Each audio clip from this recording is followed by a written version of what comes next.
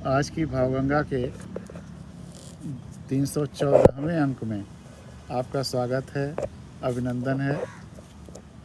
आज बहुत ही खुशनुमा मौसम है। सूर्य को प्रणाम करता हुआ सूर्य बादलों से लुका छिपी कर रहा है और झूमती हुई हवा का लगता ही नहीं कि ये मई का मौसम है और इतना गर्म मौसम है। बादलों की वजह से, शीतल हवा की वजह से यहाँ बहुत ही आनंददायक है। धरती पर चाहे जितना कोलाहल हो, उठा पटक हो, समस्याएं हों और झंझावात हों, लेकिन थोड़े समय के लिए हम प्रकृति की गोद में चले जाएं।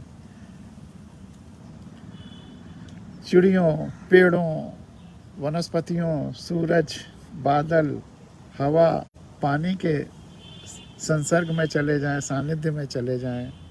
और धरती से जब मैं भावगंगा करता हूँ तो नंगे पैर रखता हूँ ताकि धरती से जुड़ाव महसूस होता रहे। हमारे सारे जितने भी तनाव हैं या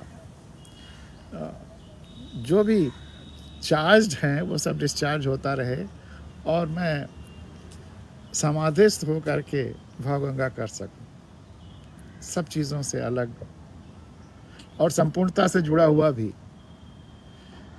सबसे जुड़ाव के बिना तो हम सही निर्णय कर ही नहीं सकते। लोकतंत्र में सबसे जुड़ाव कैसे आए, इस पर आज विशेष रूप से चर्चा भी करेंगे। तो आज भावगंगा का 314वां अंक है। बहुत 313वें अंक पे बहुत ज़्यादा प्रतिक्रियाएं आई। कुछ प्रतिक्रियाएं आपके सामने रख रहा हूँ।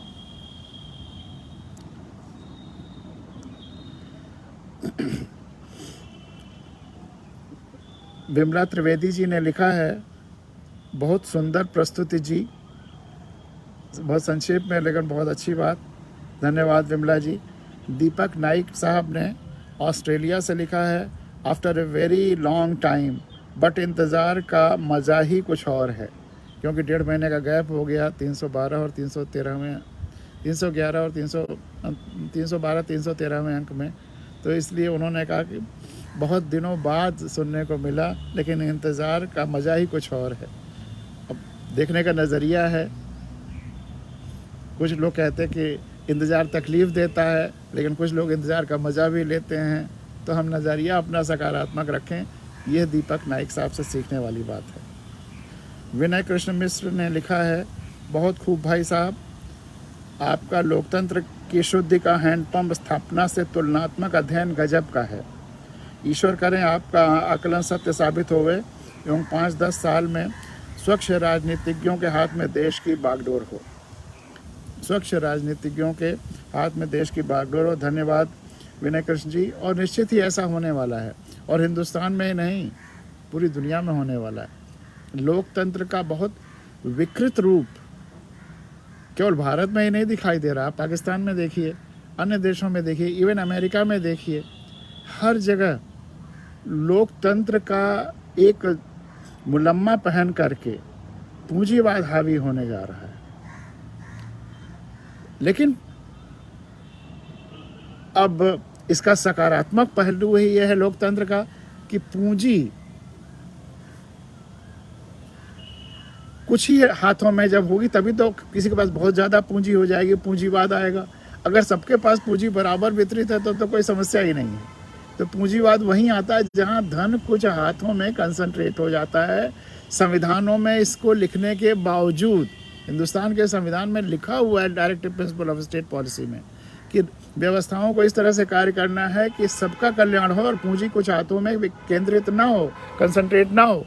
उसके बावजूद हो रहा है। तो यह तो अब लोकतंत्र के शुरुआती दौर का एक विकृत पहलू है। हर इवन अमेरिका में 400 साल बाद भी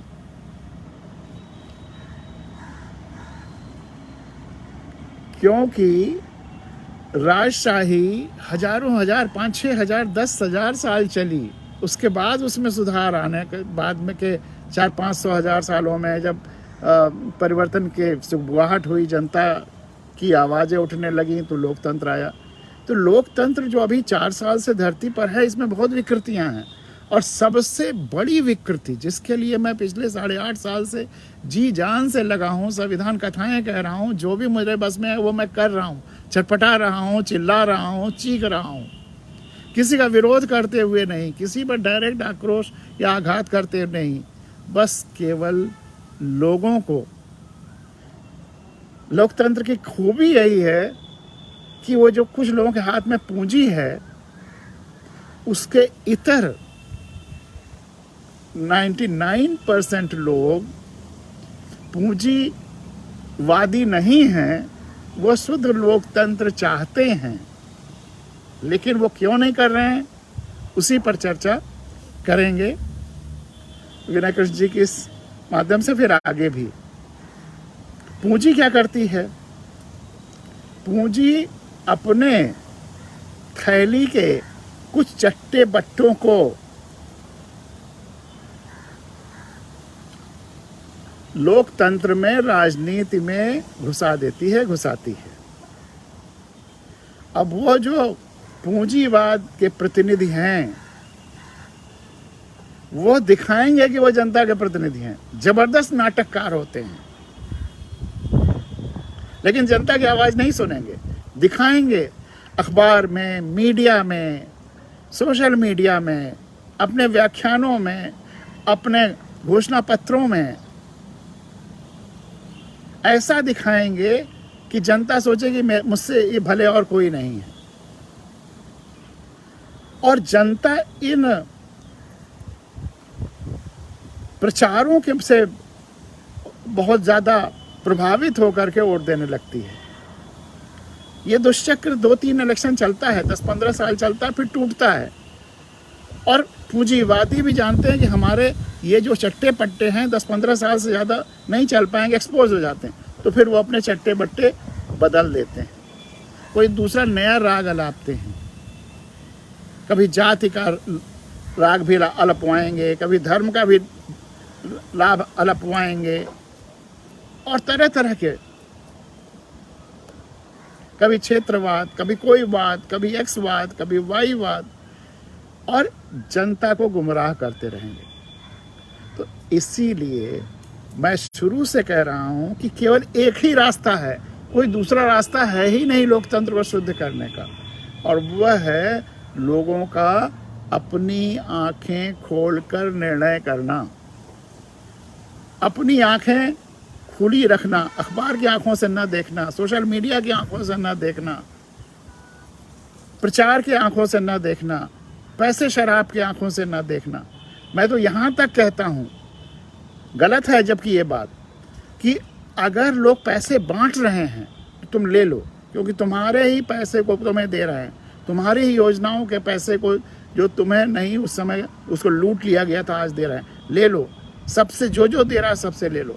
नहीं दोगे तो सोचेंगे वोट नहीं देगा, दुश्मनी मानेगा, सबसे ले लो।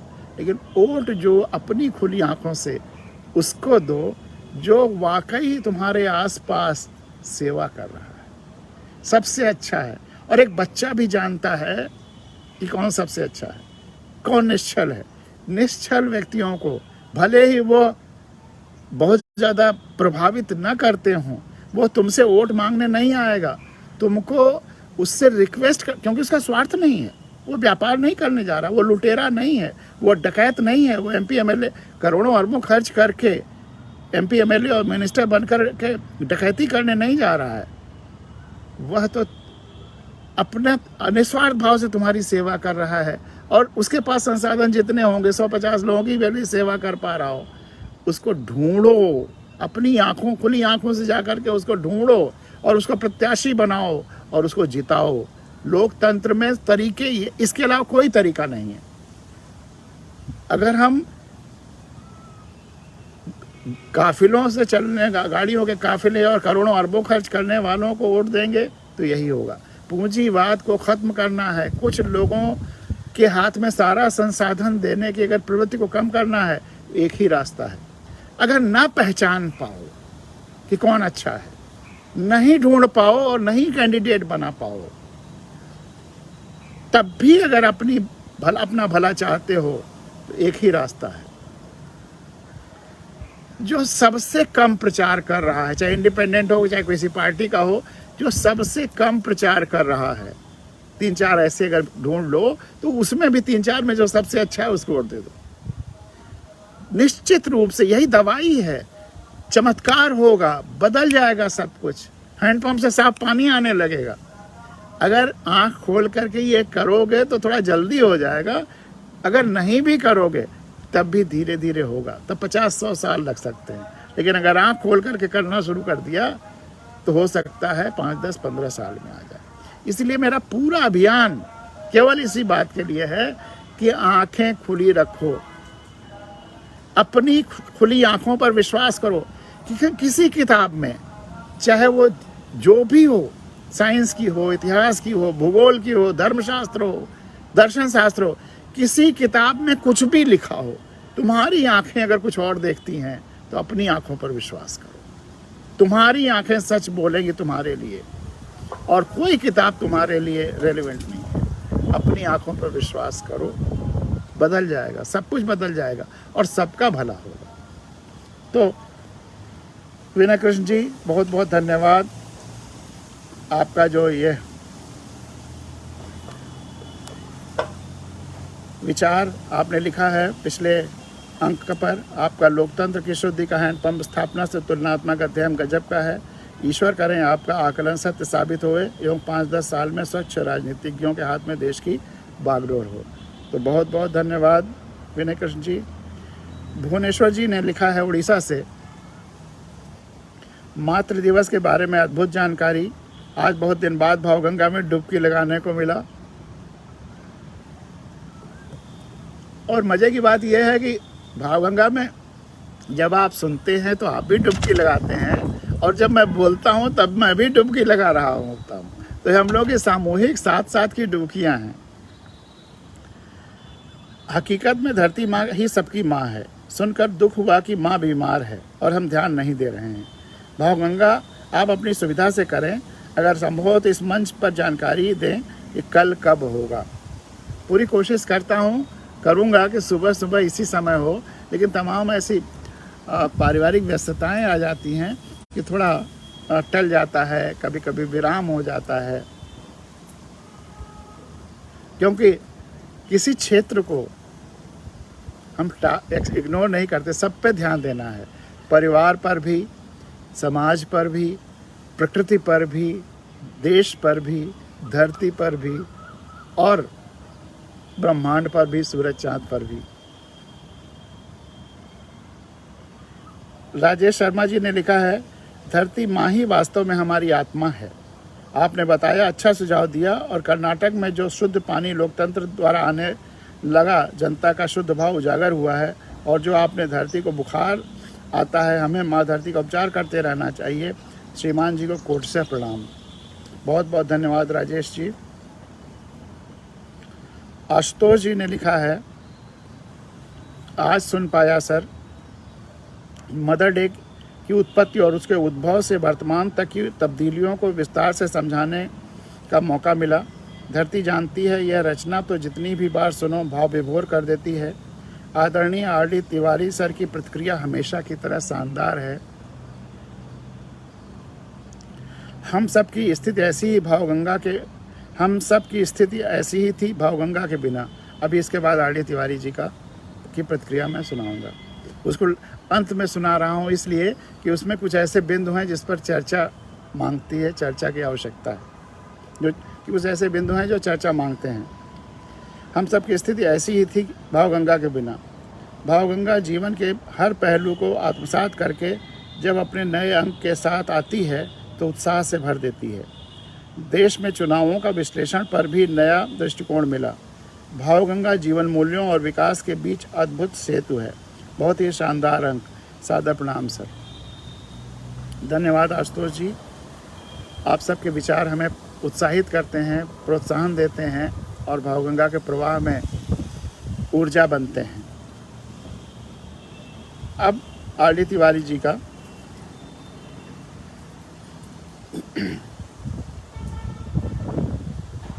इसमें उनके कुछ बिंदुओं पर चर्चा करेंगे, इसलिए लास्ट में ये प्रतिक्रिया ली है। आदरणीय गिरीश जी, आपकी संवेदना, सहनशीलता, प्रेरणा शक्ति, पथ प्रदर्शक की भूमिका, सबसे जुड़ाव, विन विन विन, अथक परिश्रम और इसके आगे बहुत कुछ, यह सब ईश्वर की कृपा से जन कल्याण की धरोहर है। पूरा भाव विभोर रहेगा। मैं कई जगह कहता हूँ नैरेटिव बदलें। मैं कई जगह कहता हूँ नैरेटिव बदलें, एकात्मता का अनुभव करें, गायत्री और कलमा का अंग्रेजी में अनुवाद कर लें और सार तत्व पर केंद्रित हों। आली तिवारी जी भी हर जगह कहते हैं कि भाई खुली आंखों का नैरेटिव लें, सबसे जुड़ाव का नैरेटिव लें। ये जो सीमितता, गुटबाजी, पूंजीवाद का जो पूंजीवादी लोग या कंसंट्रेट बहुत ज़्यादा धन वाले लोग जिस तरह से लोकतंत्र को चीरहरण करने की कोशिश करते हैं, उससे बचने के लिए नैरेटिव अपनी खुली आंखों से तैयार करें। गायत्री और कलमा का अंग्रेजी में अनुवाद कर लें, क्योंकि गायत्री मंत्र संस्कृत में और कलमा या सूरह फातिहा यह अरबी फ़ारसी में है, लेकिन दोनों एक ही हैं, बिल्कुल एक ही है।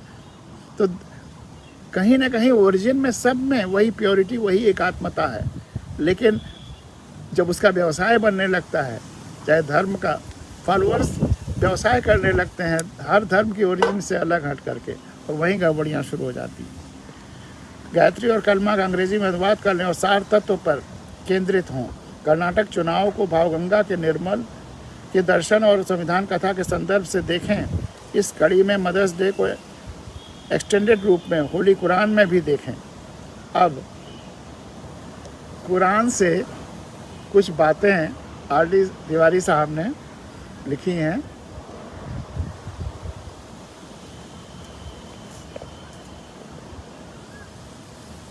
खूब तेज हवा चल रही है।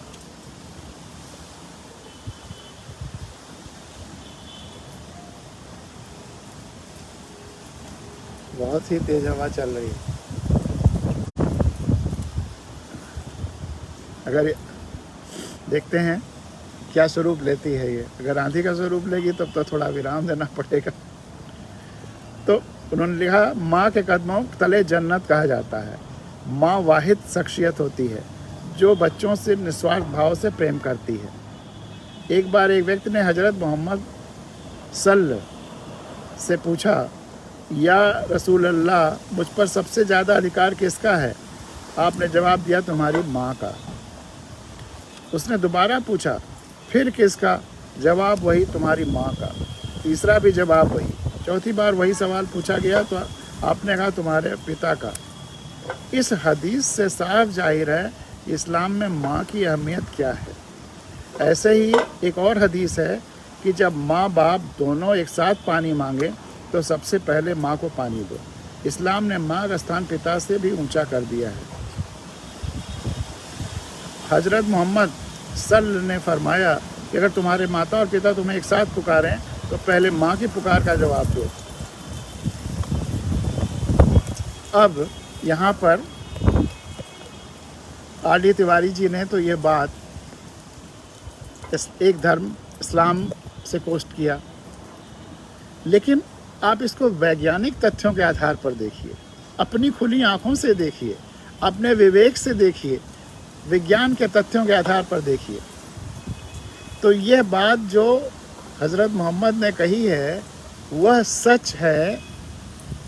अधिकांश जगहों पर धर्म से ऊपर, यह किसी धर्म का सवाल नहीं है, यह जहाँ भी बहुविवाह होता है, पिता जहाँ 3 या 4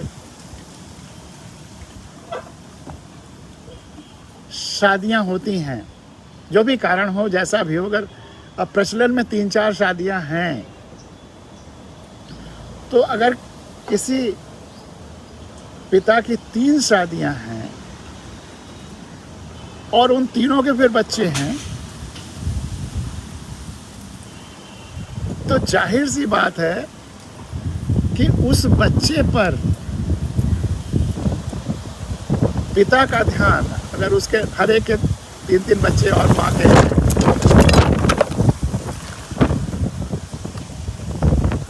बहुत तेज हवा है। अगर आंधी का स्वरूप ले लेगा तब तो रोकना पड़ेगा। तो अगर 3-3, 4-4 सब बच्चे हैं तो पिता को 9-10 बच्चों की देखभाल करनी पड़ेगी, और माँ के 3, माँ का प्यार अपने 3 बच्चों पर फोकस्ड होगा जब पिता का ध्यान इतने पर होगा। तो जाहिर सी बात है कि पिता का प्यार डाइल्यूटेड हो जाएगा उस बच्चे के प्रति, और उस बच्चे से पूछा जाए कि तुम्हारा सबसे ज़्यादा प्यार कौन करते हो या देखभाल किसकी कौन तुम्हारा करता है, तो वो माँ कहेगा। सबसे बड़ा स्थान किसका है, माँ कहेगा। दूसरी बार पूछोगे तब भी माँ कहेगा, तीसरी बार पूछोगे तब भी माँ कहेगा, चौथी बार पूछोगे तब पिता कहेगा। तो वो साइंटिफिक है। अगर पिता और माता दोनों एक ही हैं, वहाँ स्थिति बदल जाती है। वहाँ इस पर भी निर्भर करता है कि माँ पिता में संवेदनशील कौन अधिक है, कौन ज़्यादा इमोशनल है। कई जगह कई घरों में देखा होगा कि बच्चे पिता से ज़्यादा अफेक्टेड रहते हैं माँ की तुलना में। 50-50 में पिता से ज़्यादा इमोशनली अटैच रहते हैं, 50 में माँ से। वो उनके व्यवहार पे निर्भर करता है, उनके स्वभाव पे निर्भर करता है। मेरे तो चारों बच्चों में सब ये महसूस करते हैं कि मेरी माँ तो आप हैं, ये दूसरी माँ है पत्नी को। और पत्नी भी कहती है बच्चे आप ही को माँ मानते हैं। बच्चे कहते हैं मेरी 2 माँ हैं और आप सेकेंडरी पिता भी हैं। ये संवेदनशीलता की वजह से आप उनकी समस्याओं को कितना जल्दी से जल्दी हल करना चाहते हैं, कितना प्रेम करते हैं, उनके दुख को कितना अपना समझते हैं।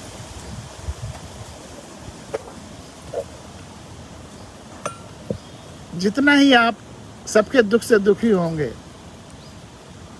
उतना ही लोग आपको प्यार करेंगे, आप पर विश्वास करेंगे।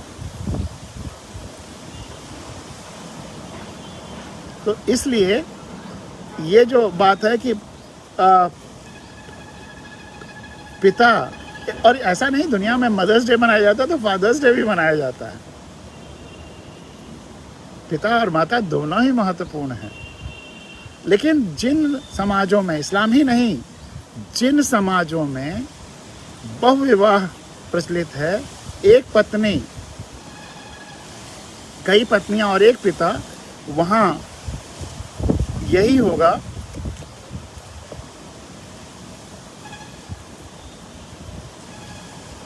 कि माँ से ज़्यादा बच्चे अटैच्ड रहेंगे, क्योंकि पिता का बिखर जाएगा प्यार। और इसका जस्ट रिवर्स है, अगर कर लीजिए, वैसे रिवर्स हो ही नहीं सकता है।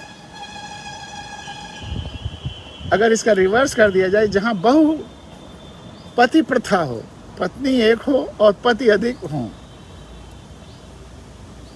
वहां पर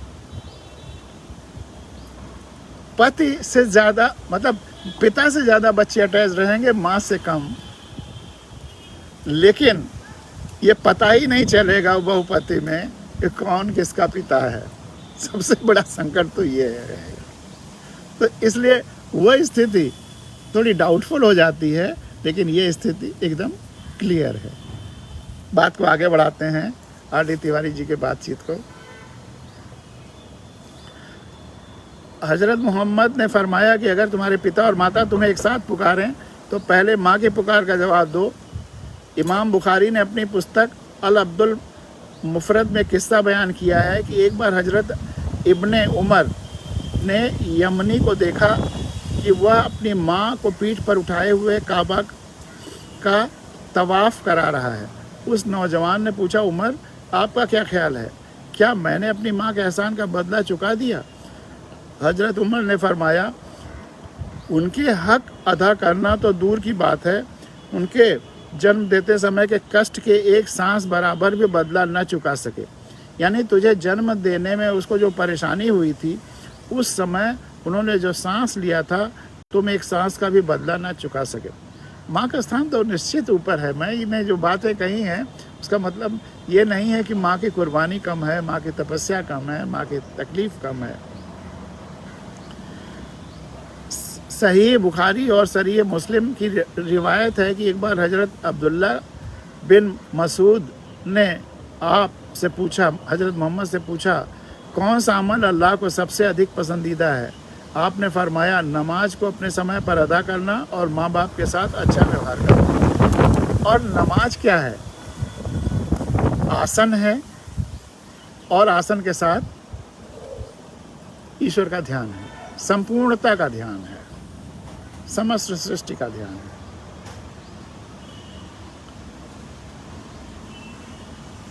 साद बिन अबी वकास का कहना था, मैं कोई ऐसा अमल नहीं जानता जो अल्लाह के पास माता के साथ अच्छा व्यवहार करने से अधिक प्रिय हो। एक हदीस में कहा गया कि बूढ़ी माँ की सेवा करना ही जिहाद है। दूसरी हदीस में आया है कि सुबह उठकर माँ बाप पर प्यार की नज़र डालना हज के सवाब से भी कम नहीं। माँ बाप यहाँ दोनों ले लिया गया है। कुरान में अल्लाह ने माता पिता के साथ बेहतर व्यवहार करने का हुक्म दिया है। अपने माता पिता के साथ बेहतरीन व्यवहार करो। यदि उनमें से कोई एक या दोनों बुढ़ापे की उम्र में तुम्हारे पास रहें तो उनमें उफ तक न करो, बल्कि उनसे करुणा के शब्द कहो, उनसे दया के साथ पेश आओ और दुआ करो, या परवरदिगार उन पर दया कर जैसे उन्होंने दया के साथ बचपन में मेरी परवरिश की थी। रामचरितमानस में कहा गया है, R.D. तिवारी जी कोट कर रहे हैं, जो केवल पितो आयसु ताता तो जन जाहु जान बड़ी माता, जो पितु मातु कहो बन जाना तो कानन सत अवध समाना। भावार्थ, हे तात, यदि केवल पिताजी की आज्ञा हो तो माता को पिता से बड़ी जानकर वन को मत जाओ।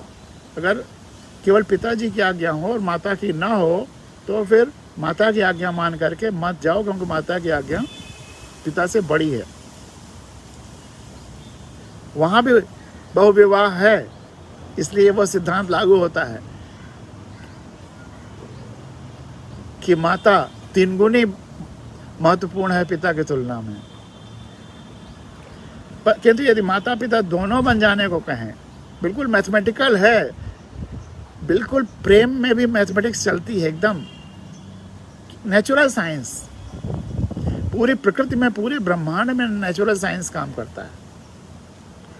किंतु यदि माता पिता दोनों ने बन जाने को कहा हो तो तुम्हारे लिए वन में सैकड़ों अयोध्या तैयार है, उसके समान है। तो वन तुम्हारे लिए सैकड़ों अयोध्या के समान है। हवा कुछ हल्की हो गई, एक बड़ा इतना तेज झोंका है कि किताबें उदाबें सब उड़ने लगे। गिरीश जी को विशेष नमन। मेरे प्रति जो आदर और भाव व्यक्त किए हैं वह भावुक कर देने वाले हैं। विनम्र आभार, R.D. तिवारी। धन्यवाद तिवारी साहब, आपके माध्यम से इतनी चर्चाएं हुई। और अब एक गज़ल बहुत दिन से नहीं हुई, तो छोटे बहर की कम छोटी छोटी लाइनों की एक गज़ल आपके सामने रखता हूँ। फिर उस प्रश्न पर चर्चा करेंगे कि कैसे हम लोकतंत्र को और बेहतर बनाएं, क्या क्या फैक्टर्स हमारे चुनाव में होने चाहिए और किस लेवल के चुनाव में, गांव पंचायत, विधानसभा, लोकसभा, इन अलग अलग स्तरों पर जो चुनाव होते हैं उसमें हमें किन किन बातों का ध्यान रखना हो, क्या क्या मेन फैक्टर्स हैं, बड़े बड़े आयाम क्या हैं, ये हमें ध्यान रखना चाहिए। उस पर चर्चा करेंगे। तो सबसे पहले एक गज़ल, बहुत दिनों से गज़ल नहीं सुनाया। कब तक का समझाना भाई, कब तक का समझाना भाई, रोज का आना जाना भाई, कब तक का समझाना भाई, रोज का आना जाना भाई। मैं चाहूँ तो बच सकता हूँ, मैं चाहूँ तो बच सकता हूँ, पर देखूँ तो तेरा निशाना भाई। इसलिए मैं बच नहीं रहा हूँ, खुले में बैठा हुआ हूँ। मैं चाहूँ तो बच सकता हूँ, पर देखूँ तो तेरा निशाना भाई। मुमकिन है मैं आ ही जाऊं, मुमकिन है मैं आ ही जाऊं, बताए रहना ठौर ठिकाना भाई। मैं चाहूं तो बच सकता हूं, पर देखूं तो तेरा निशाना भाई। मुमकिन है मैं आ ही जाऊं, बताए रहना ठौर ठिकाना भाई। और रास्ते में बहुत दलदल है, अगर आंखें खुली नहीं रहेंगी तो कहीं ना कहीं कोई दलदल फंसा लेगा। मीडिया तो सबसे बड़ा दलदल हो गया है, पूंजीवाद सबसे बड़ा दलदल हो गया है, जातिवाद, धर्मवाद, पंथवाद, अंधविश्वासवाद, और एक से एक नए ईश्वर पैदा हो रहे हैं। और मतलब ऐसे कि जैसे सारी पॉपुलैरिटी के साथ पैदा हो रहे हैं। आज इन भगवान या इन स्वामी या इन महापुरुष का नाम आया और कल सैकड़ों नहीं करोड़ों भक्त तैयार। यह अजीब सा तमाशा है, सब पूंजीवाद का खेल है। खुली आंखों से देखिए तो सब पूंजीवाद का खेल है। पंपिंग कहीं और से हो रही है, अंडरग्राउंड सब कुछ हो रहा है। इसीलिए रास्ते में बहुत दलदल हैं, बचना और बचाना भाई। कितने तरह धर्म, कितने तरह का दलदल बन जाता है। एक अभी हमारे घर जो काम करती हैं, उनकी बहू की डेथ हो गई। उनकी बहू को बेहोश हो जाना, चक्कर आना, डॉक्टर ने जहाँ एडमिटेड थी वहाँ MRI कराया और बाकी सब टेस्ट कराया, तो डॉक्टर ने अपने तरह से दवाई दी। जो बेस्ट न्यूरो फिजिशियन है, मैंने इनसे वो रिपोर्ट मांग के उनको भेज दिया। उन्होंने कहा कि इनको देखिए सारी रिपोर्ट देख करके कहा उनको बचपन में एक हार्ट अटैक हुआ था जब बहुत छोटी थी, और वही फिर होने की संभावना है, रिपोर्ट्स कहती हैं। मैंने इनको बताया कि डॉक्टर साहब ऐसा कह रहे हैं, जाओ उनसे दिखा दो, दवा या जो वो कहें उनको दिखाने की जगह पे ये एक झाड़ फूंक वाले और जो पता नहीं क्या क्या करते हैं, पैर से मारते हैं या क्या करते हैं या फूंकते हैं, वहाँ चली गई और 3-4 दिन पहले डेथ हो गई।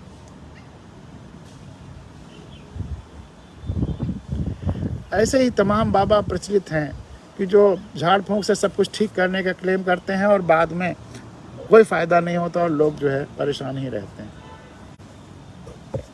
आँख खोल करके रखना चाहिए। हम ये नहीं कहते कि दुआओं में असर नहीं होता है। किसी का आशीर्वाद या संबल मन में रहे कि अगर यह है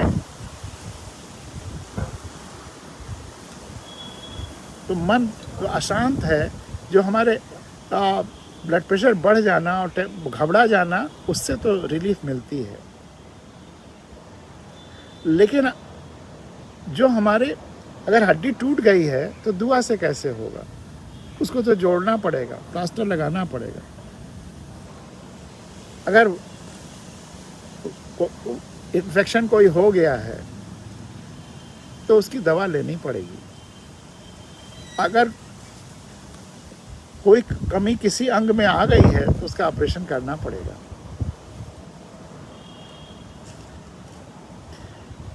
पहले पूरे के पूरे इलाका, शहर हैजा और ताउन से ख़त्म हो जाता था। वो तो जब मॉडर्न मेडिसिन आई तो वह कम हुआ। जब हम केवल दुआओं और दुआओं पर थे, तब मनुष्य की एवरेज एज इस धरती पर 30 साल थी। आज 70 साल हो गई। तो हमें आंखें खुली रखनी है और सबको स्वीकार करना है। दुआओं को भी स्वीकार करिए, लेकिन झाड़ फूंक करने से बाबा के ठीक हो जाएगा, अंधविश्वास पर नहीं जाना है। कोई हमें प्रेम से आशीर्वाद दे तो उसका असर होगा, हमारा मन प्रफुल्लित रहेगा और मन की खुशी से जो शरीर में पॉजिटिव हार्मोन्स निकलते हैं उससे लाभ होगा। लेकिन कोई कहे कि वो उन्होंने फूंक दिया या उन्होंने वो ऐसा कर दिया और आप ठीक हो जाएंगे, ये नहीं होगा। आपको खुली आंखों से संतुलित दृष्टिकोण रखना हो, जीवन का सही दृष्टिकोण रखना हो। तो रास्ते में बहुत दलदल है, बचना और बचाना भाई। रास्ते में बहुत दलदल है, बचना और बचाना भाई। बुलंदियाँ बहुत फिसलन भरी हैं, बुलंदियाँ बहुत फिसलन भरी हैं, ठीक से पैर जमाना भाई। बुलंदियाँ बहुत फिसलन भरी हैं, ठीक से पैर जमाना भाई। एक ऊपर है एक कैप मेटल का, वो हिल रहा था, मुझे लगा कहीं सर पे मेरे ना आ जाए। तो बुलंदियाँ थोड़ा सा इधर कर लेते हैं।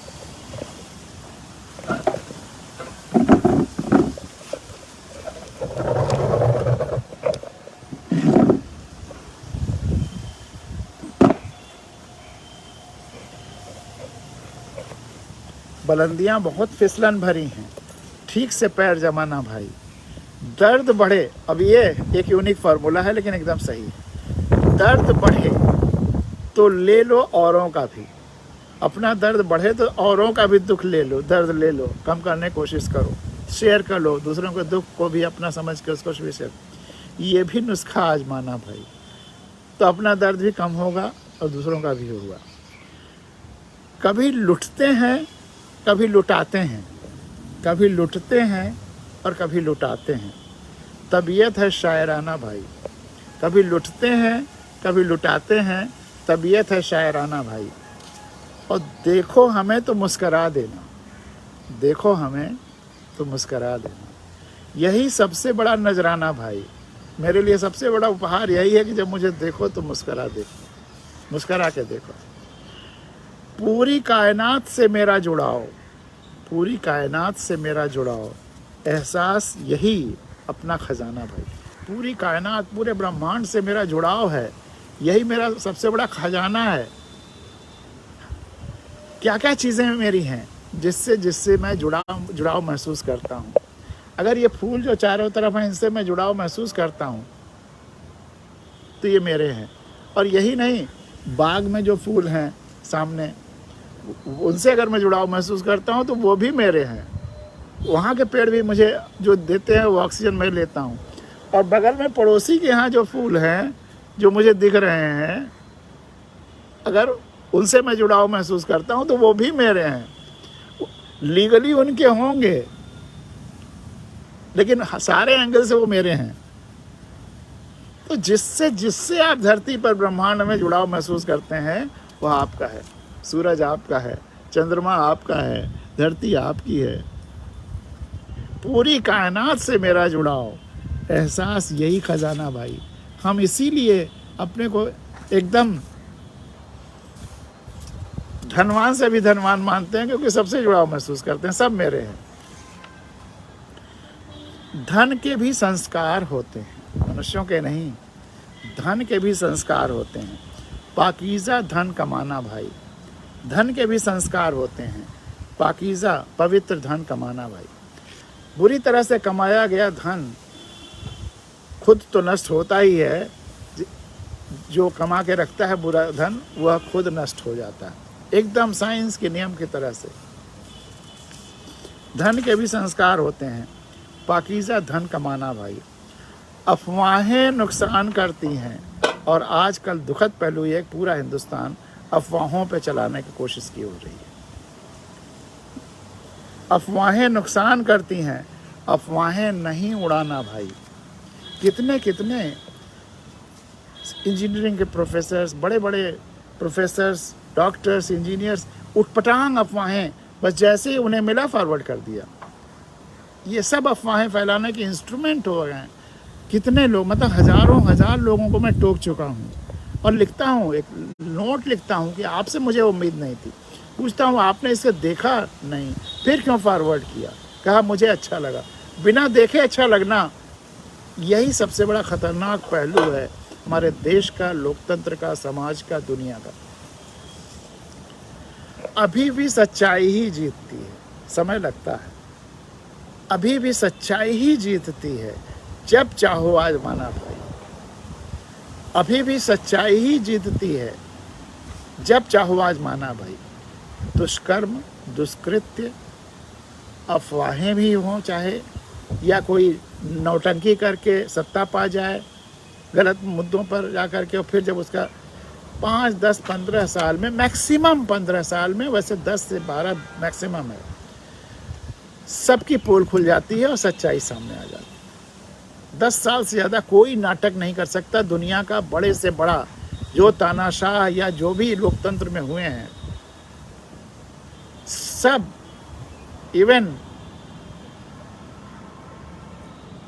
हिटलर और मुसोलिनी भी 10-15 साल से ज़्यादा कोई नहीं कर पाया है।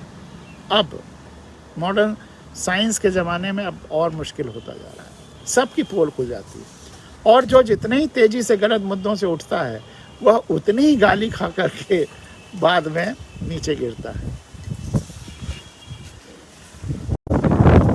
कोई तुमसे जब रास्ता पूछे मत उसको भटकाना भाई। कोई तुमसे जब रास्ता पूछे मत उसको भटकाना भाई। रो लेना जब आंसू आए, इससे मत शर्माना भाई। रो लेना जब आंसू आए, इससे मत शर्माना भाई। कितनी कहानियाँ यहाँ, और कितनी बार चर्चा करते करते भावगंगा पे मैं रोया हूँ। आंसू इतने ज़्यादा आए हैं कि बोल ही नहीं निकल रही। पानी पी पी करके बातें कही हैं, किसी तरह से प्रोग्राम पूरा किया। तो रो लेना जब आंसू आए, लेकिन इसमें कोई शर्म नहीं है, इससे मत शर्माना भाई। हिचकियाँ नहीं फ़ोन आते हैं। पहले जब कोई किसी को याद करता था तो हिचकी आती थी, अब तो सीधे से फ़ोन कर देते हैं। हिचकियाँ नहीं, फ़ोन आते हैं। यादों का कैसा ये ज़माना भाई। अब ये ज़माना बदल गया है, मॉडर्न साइंस ने कम से कम हिचकियों की जगह टेलीफोन को रख दिया है कि हिचकियाँ नहीं, फ़ोन आते हैं। यादों का कैसा ये ज़माना भाई। वैसे तो जीवन में अनेक गुण हैं, सही अनुपात व संतुलन न बिसराना भाई। सही अनुपात व संतुलन न बिसराना भाई। संतुलन, बैलेंस, और बैलेंस तभी आता है जब आप सभी एंगल से चीज़ों को देख लेते हैं, विचार कर लेते हैं। तो संतुलन व सही अनुपात कभी न बिसराना भाई। तो कब तक का आना जाना भाई। मैं चाहूँ तो बच सकता हूँ, लेकिन देखूँ तो तेरा निशाना भाई। तो ये गज़ल रही, और अब उस पर विचार करेंगे। हमें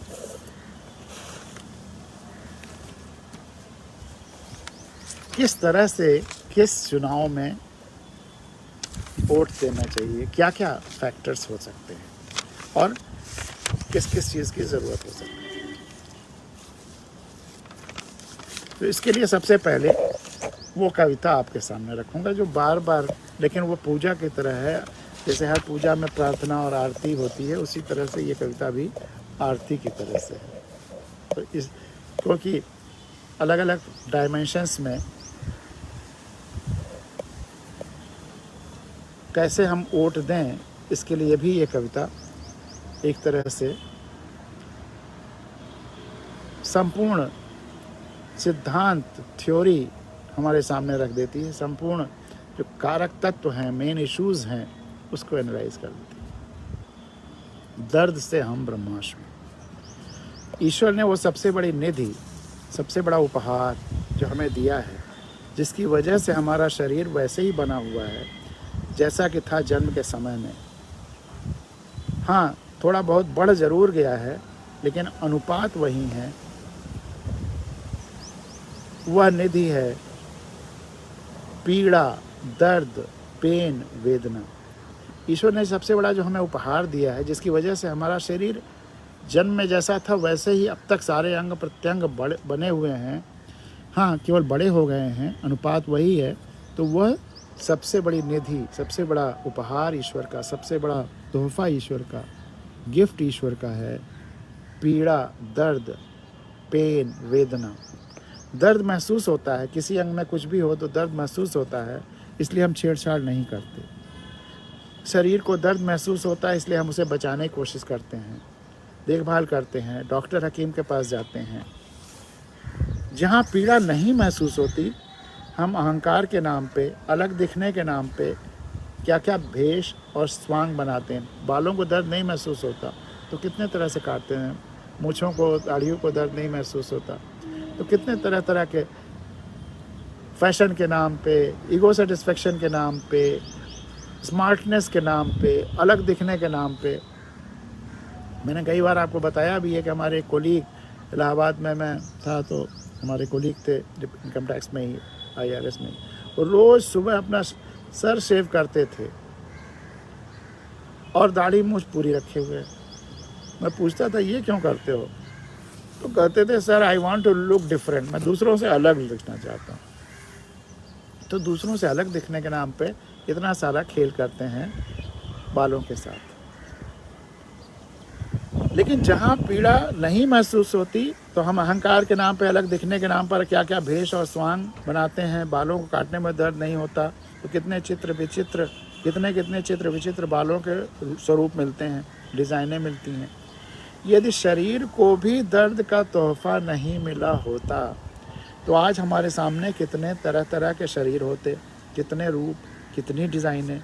तो पीड़ा ने ही शरीर को सुरक्षा दिया है। कुछ भी होता है तो बचाने की कोशिश करते हैं, लेकिन इस पीड़ा ने ही हमारे शरीर को सीमा भी दी है और परिभाषा भी दी। अब पीड़ा ने शरीर को परिभाषा दिया है, ये आपको सहसा विश्वास नहीं होगा, लेकिन आप देखिए कि हम कोई पिन है, अगर यहाँ चुभाते हैं तो दर्द होता है और यहाँ चुभाते हैं दर्द नहीं होता। क्यों? क्योंकि यहाँ शरीर है और यहाँ शरीर नहीं है। तो एक बहुत बड़ी परिभाषा बन जाती है, शायद दुनिया की सबसे बड़ी परिभाषा, कि जहाँ जहाँ शरीर है वहाँ वहाँ दर्द महसूस होता है। जहाँ जहाँ शरीर है वहाँ वहाँ दर्द महसूस होता है। और विज्ञान में अगर कोई परिभाषा सार्वभौमिक है तो उसका विलोम भी सत्य होता है। अगर x + y = z तो y + x = z भी होगा और z = x + y। यानी कि जहाँ जहाँ शरीर है वहाँ वहाँ दर्द महसूस होता है। इसका विलोम यह हुआ कि जहाँ जहाँ दर्द है वहाँ वहाँ शरीर है। जहाँ जहाँ का दर्द महसूस होता है वहाँ वहाँ शरीर है। ये दुनिया की सबसे बड़ी परिभाषा है। और अगर पूरी दुनिया के लोग, मनुष्य ही ये परिभाषा नहीं जानते हैं, अब बाकी दुनिया की सारी जीव जंतु वनस्पतियाँ इसी परिभाषा पर काम करती हैं। केवल मनुष्य अपने स्वार्थ की वजह से यह परिभाषा आंख बंद करके नहीं देखता है, इस परिभाषा को, इस सत्य को नहीं देखता कि जहाँ जहाँ का दर्द महसूस होता है वहाँ वहाँ शरीर है। अगर कोई मनुष्य है तो वह इस परिभाषा को महसूस करेगा। बच्चा महसूस करता है, बच्चा जब पैदा होता है तो इस परिभाषा को महसूस करता है। एक 3 साल का बच्चा परिवार से कोई मतलब में, किसी का तकलीफ हो, कोई चिल्लाए वो परेशान हो जाएगा, छटपटाएगा। उसको कोई चीज़ बांटने को तो सबको बांटाएगा बिना भेदभाव के, कोई नौकर है कि अपरिचित है। लेकिन हम उसे सिखाते हैं केवल परिवार के लोगों को मिठाई देना, केवल परिवार के लोगों को दुख, तुम्हारा दुख है। हम उसे सिखाते हैं ये सब और वहीं उसे सीमित करते जाते हैं। असीमित बच्चे को सीमित करते चले जाते हैं। तो सबसे बड़ी दुनिया की परिभाषा कि जहाँ जहाँ दर्द है वहाँ शरीर है। अब हम अगर आप अपने शरीर से बाहर की यात्रा करें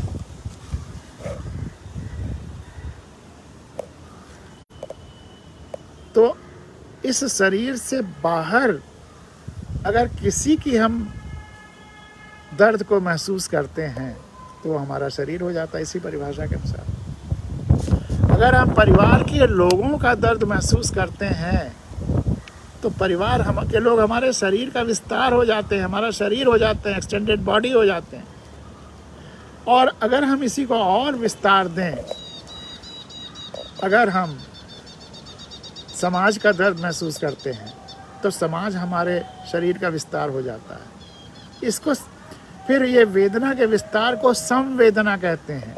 जब हम किसी और की वेदना को अपनी वेदना समान समझते हैं तो ये होती है संवेदना। तो ये हमारा वेदना विस्तृत होकर के संवेदना का रूप ले लेती है। और अगर हम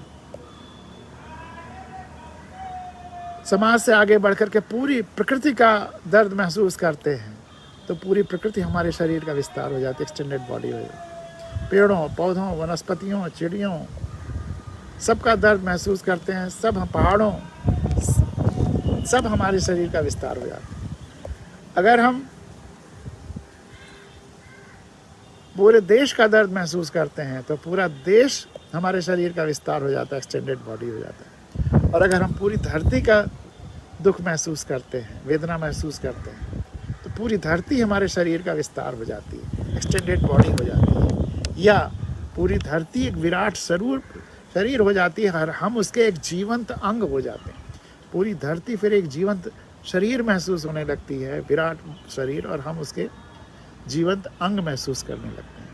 यही भाव जब और आगे बढ़ता है, एक ऐसा समय आता है जब संपूर्ण ब्रह्मांड एक विराट जीवंत, जब हम उसके साथ संवेदनात्मक जुड़ाव महसूस करने लगते हैं, जब हम सूरज, चंदा सबके साथ संवेदनात्मक जुड़ाव महसूस करने लगते हैं, अपनापन महसूस करने लगते हैं, तो संपूर्ण ब्रह्मांड एक विराट जीवंत शरीर महसूस होने लगता है और हम अपने को एक जीवंत अंग समझने लगते हैं।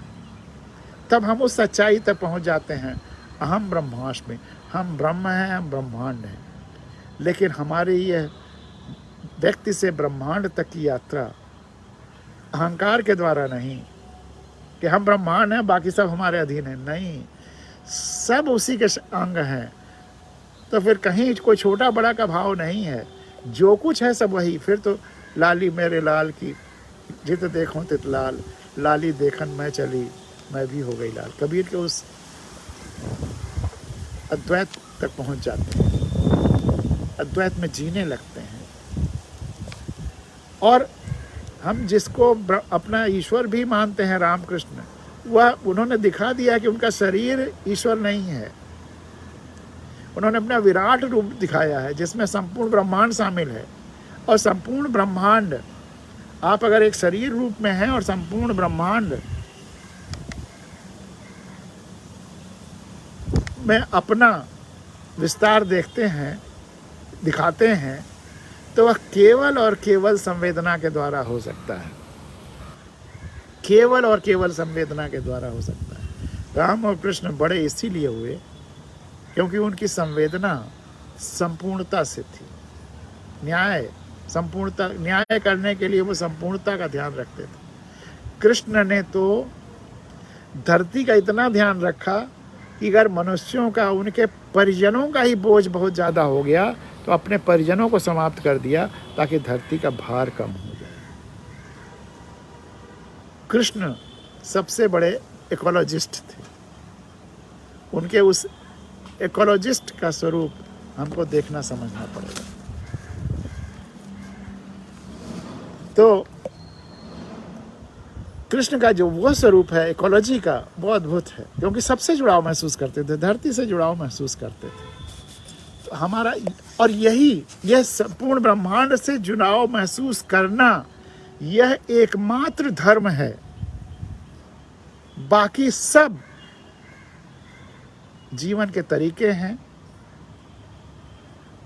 अलग अलग क्षेत्रों के हिसाब से, जीवन के हिसाब से जो पंथ हैं, जो कह लीजिए, या जीवन पद्धतियां हैं। धर्म तो एक ही है, संपूर्ण ब्रह्मांड से जुड़ाव। संपूर्ण ब्रह्मांड एक विराट जीवंत शरीर है और हम उसके एक अंग हैं। यही धर्म है, इसके अलावा कुछ और धर्म नहीं है। और जब ये विचार में आ जाता है तो हमारी आंखें खुल जाती हैं और हम जो भी सोचेंगे वो करेंगे। अब अगर हम सबको ध्यान में रख करके, अब पूरा सब कुछ हमारे शरीर का हिस्सा है, तो फिर हम गलत काम कैसे कर सकते हैं? अगर ये शरीर पूरे शरीर से, ये हाथ पूरे शरीर से जुड़ा हुआ है, तो ये कभी गलत काम करेगा क्या? कभी नहीं करेगा। यह इस हाथ से बाकी शरीर को तकलीफ तब हो सकती है जब यह शरीर कट के अलग हो जाए, और या इसको लकवा मार जाए और खुद अभी अपनी आंख पे गिर जाए और चोट लग जाए, अन्यथा ये कभी अपने शरीर को नुकसान नहीं करेगा। उसी तरह से अगर हम सबसे जुड़े हुए हैं तो कभी किसी के प्रति कोई गलत काम नहीं करेंगे। तो इसी प्रकार से अगर हम सबसे नहीं जुड़ा महसूस करते हैं, तो जैसे अगर ये शरीर सबसे जुड़ा महसूस नहीं करता, ये हाथ पूरे शरीर से, तो ये पैरालाइज्ड है, लकवा मार गया है। तो अगर हम पूरे परिवार, समाज, देश और धरती से जुड़ाव नहीं महसूस करते हैं, प्रकृति से जुड़ाव नहीं महसूस करते हैं, तो हमारा मानसिक लकवापन ही है। यह एक बीमारी है। सबसे जुड़ाव न महसूस करना सबसे बड़ी बीमारी है, इसको दूर करना है। मेरी गज़ल का वो शेर है कि हैं बचे इस रेत पर कुछ नक्शे पा, अभी कोई बड़ी लहर यहाँ तक आई नहीं है। संवेदनहीनता ही सबसे जुड़ाव न महसूस करना, सबके पेन को अपना न समझना, संवेदनहीनता ही सबसे बड़ी बीमारी है इस दौर की। डॉक्टर हकीम के पास इसकी कोई दवाई नहीं है। इसकी दवाई अपनी आंखें खोलना और सही रूप से सबसे जुड़ाव महसूस करना, या बचपन में जब हम जैसे थे वैसा हो जाना। क्योंकि बचपन में हमें सबसे जुड़ाव था, बाद में हमें सभ्यताओं ने कुछ लोगों से काट दिया, कुछ चीज़ों से काट दिया और स्वार्थ हमें भर दिया। तो वह करना है, और जब ये हो जाएगा, हमारी आंखें खुल जाएंगी, फिर हम बेहतर लोकतंत्र के लिए कार्य कर पाएंगे। लोकतंत्र के लिए यह भावना ज़रूरी है, यह समझ ज़रूरी है, यह विचार ज़रूरी है कि हम सब, पूरा ब्रह्मांड एक विराट स्वरूप है, जीवन स्वरूप है, और हम उसके अंग हैं। यह देश एक विराट जीवन शरीर है और हम उसके एक जीवंत अंग हैं। हमारा प्रदेश एक विराट जीवन शरीर है, हम उसके एक अंग हैं। हमारा जिला एक विराट जीवन शरीर है और हम उसके जीवंत अंग हैं।